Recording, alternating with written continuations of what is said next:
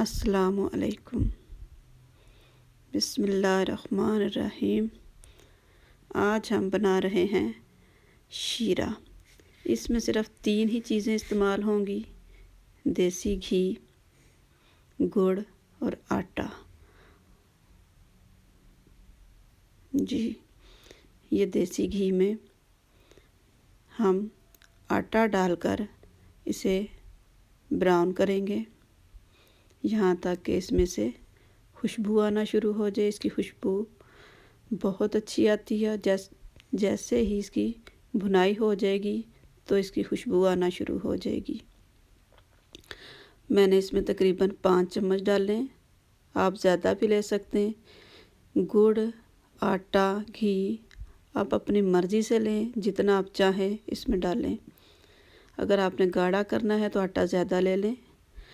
दूसरी साइड पर मैंने गुड़ को मेल्ट होने के लिए पानी में उबाल लिया है अच्छी तरह से। जैसे ही हमारे आटे की भुनाई हो जाती है, हम उसमें वो शीरा जो गुड़ का हमने तैयार किया हुआ है इसमें डाल देते हैं।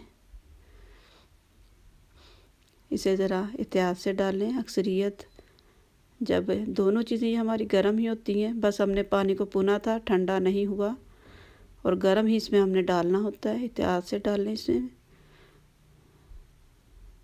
जी, हमने तमाम वो मीठा पानी जो शीरा हमने तैयार किया हुआ था गुड़ का इसमें डाल लिया है।